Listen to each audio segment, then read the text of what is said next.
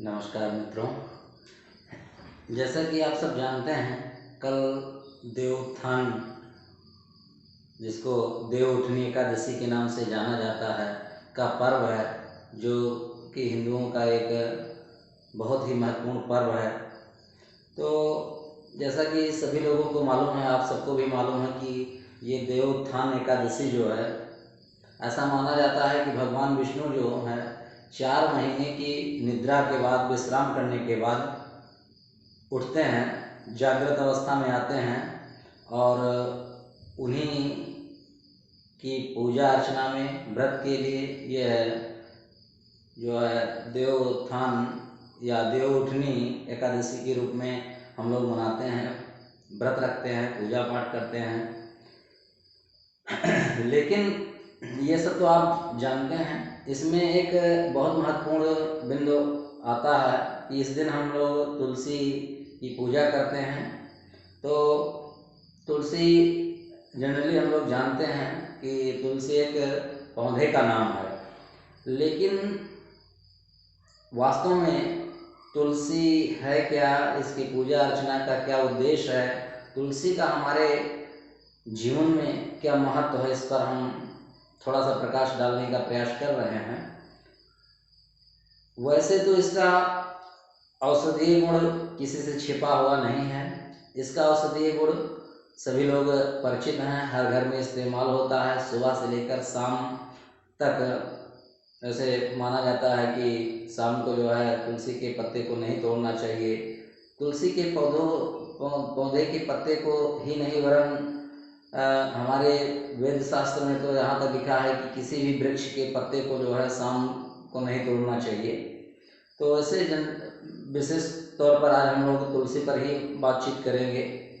तुलसी एक पौधा है जैसा कि हम जानते हैं, लेकिन पुराणों में जो हमारे वेद वेदांत कहते हैं, उसके आधार पर जो है तुलसी एक कन्या का नाम था, एक लड़की थी तुलसी नाम की, और जो कि राक्षस कुल में पैदा हुई थी, लेकिन वह भगवान विष्णु की बहुत बड़ी भक्त थी।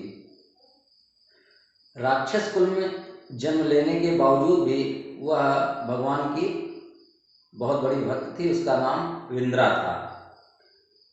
विंद्रा बचपन से ही भगवान विष्णु की पूजा अर्चना व्रत करती रहती थी, बहुत ही स्नेह से।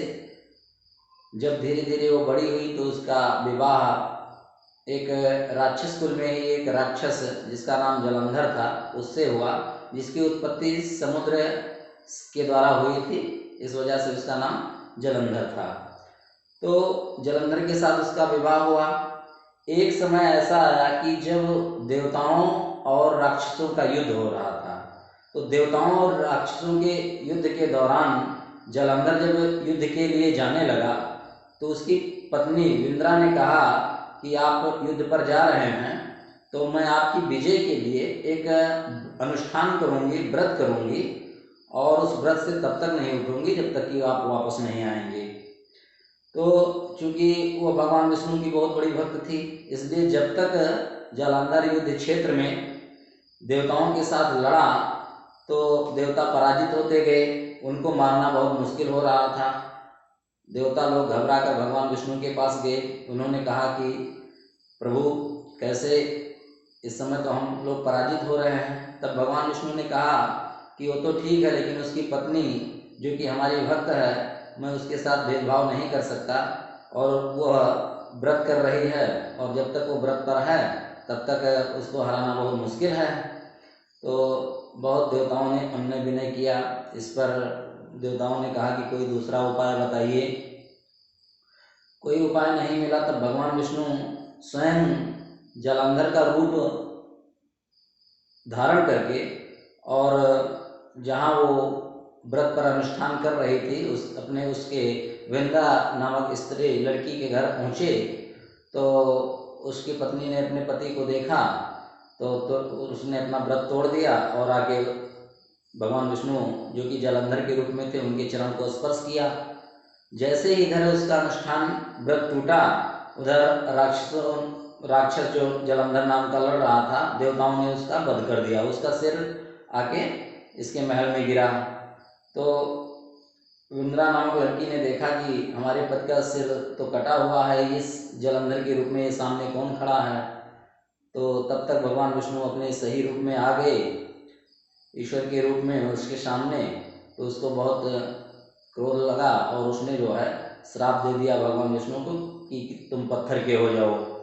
भगवान विष्णु वहीं पर पत्थर के हो गए। तब देवता लोग घबरा गए, माँ लक्ष्मी रोने लगी, सभी देवतागण उस इंद्रा नामक लड़की से अनुनय विनय करने लगे। इस पर जो है उसको दया आई और उसने जो है भगवान को सही रूप में अपना श्राप वापस लिया और उनको सही रूप में कर दिया।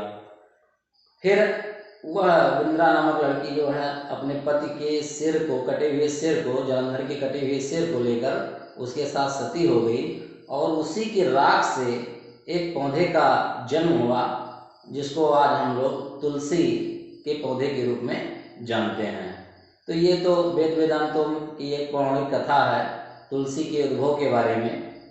भगवान विष्णु जब अपने मूल रूप में आते हैं तो कहते हैं कि भगवान विष्णु की आज से हमारा एक रूप हमेशा पत्थर के रूप में ही रहेगा, जो कि पत्थर शालिग्राम के रूप में पूजा जाता है। और उन्होंने कहा कि हम भोग तब तक नहीं लगाएंगे, हमें जब तक कि तुलसी के पौधे की पत्ती भोग में नहीं सम्मिलित की जाती है। उसी आधार पे जब भी भगवान को भोग लगाया जाता है तो उसमें तुलसी के पत्ते को जरूर डाला जाता है।